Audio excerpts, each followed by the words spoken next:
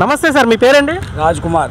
రాజ్ కుమార్ గారు ఏం చేస్తుంటారు సార్ మీరు? Auto driver. మరి ఈసారి రాష్ట్రంలో ఎవరు ముఖ్యమంత్రిగా అయితే మీ ప్రాంత అభివృద్ధి బాగుంటుంది, రాష్ట్ర అభివృద్ధి బాగుంటుందని మీరు అనుకుంటున్నారు?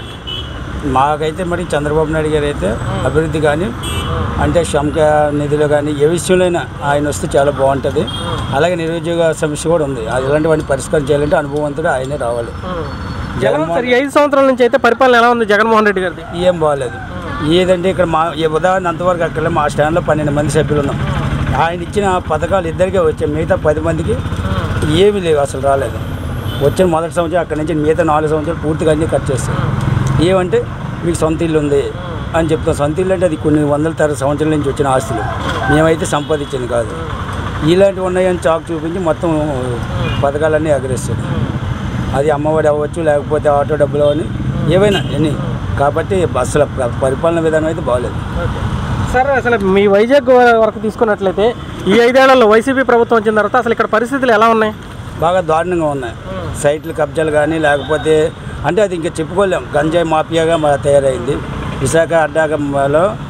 ఇప్పుడు కూడా లేనంత విధంగా గంజాయి కానీ లేకపోతే డ్రగ్స్ కానీ విపరీతంగా అసలు నైట్ 10-11 దాటిన తర్వాత సింగిల్గా మగవాళ్ళైనా ఇద్దరు వెళ్ళాలంటే భయం వస్తుంది. అంత ఘోరంగా ఉన్నది అన్నమాట. లా అండ్ ఆర్డర్ కరెక్ట్ లేదు. తర్వాత కబ్జాలు ఎక్కువైపోయాయి. అది సార్. ఇక్కడ విజయసాయి రెడ్డి గారిని, వైవి సుబ్బారెడ్డి గారిని ఇట్లాంటి వాళ్ళని ఇన్ఛార్జ్గా చేశారు కదా, వాళ్ళు వచ్చిన తర్వాత ఇక్కడ మార్పు కనిపించింది? అసలు మార్పు అంటే అదే కబ్జాలు ఇలాంటి బాగా మార్పు చేశారు, ఇంకేం లేదు.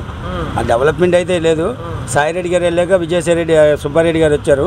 మొత్తం ఉన్నకాడికి ఆయన పోయింది దోచుకుని ఈయన దాచుకోవడానికి ఈయన దాచుకుంటున్నారు.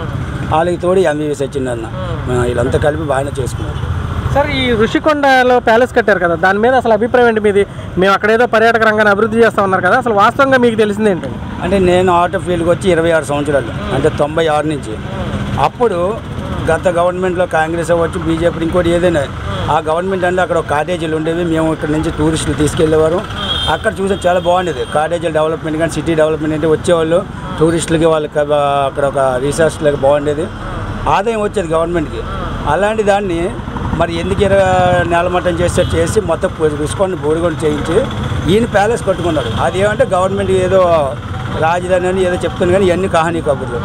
అది సార్. ఇప్పుడు వైజాగ్లో ప్రధానంగా చాలా సమస్యలు ఉన్నాయి. వాటిల్లో ముఖ్యమైన వైజాగ్ స్టీల్ ప్లాంట్ ప్రైవేటీకరణ ఒకటి, విశాఖపట్నం రైల్వే జోన్ ఒకటి, అలానే ఇప్పుడు ఇక్కడ ఉత్తరాంధ్ర ఏదైతే ఉందో దానికి ప్రత్యేకమైనటువంటి నిధులు కేంద్రం ఇస్తారని గతంలో చెప్పింది. మరి ఇవన్నీ సాధించాలంటే పార్లమెంటు పరిధిలో ఎంపీకి ఎన్నికైన వాళ్ళ వల్ల సాధ్యమవుతుంది. మరి ఈ విశాఖపట్నం పార్లమెంటు పరిధిలో భర్త గారు అలానే బొత్స గారి ఫ్యామిలీ నుంచి పోటీ చేస్తున్నారు. ఇద్దరిలో ఎవరైతే ఈ పనులన్నీ చేయగలరని మీరు అనుకుంటున్నారు సార్? ఆల్రెడీ గతంలో బొత్స ఝాన్సీ గారు విజయనగరం చేశారు. అక్కడ ఏం చేశారో ఏం చేయలేదు అంటే మేము చూసాం కాబట్టి దాన్ని బట్టి ఈసారి ఆవిడైతే ఇది భర్త గారు వస్తే కొంతలో కొంత పర్వాలేదు, ఏదైనా కొద్దిగా సాధించగలరు. ఇక్కడ టీడీపీ గవర్నమెంట్ అంటే ఎలియన్స్ కాబట్టి భర్త గారు వచ్చారనుకోండి, మనం కొన్ని అంటే 100% చేస్తారు కానీ 80% 85% వరకు చేస్తారని నమ్మకం ఉంది. అది సార్. ఇప్పుడు ఈ గవర్నమెంట్లోనే ఇక్కడ విశాఖపట్నంలో గ్లోబల్ సమ్మిట్ అని పెట్టారు. 13 లక్షల కోట్ల రూపాయలు పెట్టుబడులు సాధించామని చెప్పారు. మరి ఇక్కడ మీరు ఆటోతో ఈ సిటీ అంతా తిరుగుతుంటారు. మరి ఇక్కడ ఏమన్నా ఇండస్ట్రీస్ కానీ కంపెనీలు పెట్టుబడులు అలాంటివి ఏమైనా వచ్చినాయి సార్? ఇక్కడ కంపెనీలు పెట్టుబడులు అయితే అలాగే న్యూడిల్స్ ఎంపుకున్నాలో ఇలాంటివంటే ఏంటి చికెన్ సూప్, మటన్ సూప్ అని అంటే ప్రాజెక్టులు అంటే 13 లక్షల కోట్లు అంటే ఇవే పెట్టుబడులు. అంటే చెప్పిన దానికి చేసిన దానికి చాలా తేడా ఉంది. ఆయన సొంత మీడియా ఉండడంలోనూ ఏదో డబ్బా కొట్టుకుంటే దానికి జనాలు కూడా భయచారు. ఒకవేళ పబ్లిక్లో ఎవరైనా మాట్లాడాలన్నా భయపడుతుంటారు. దానివల్ల ఏంటంటే ఇంకా అది ఏమన్నా కోరుకుంటుంది. Thank you sir.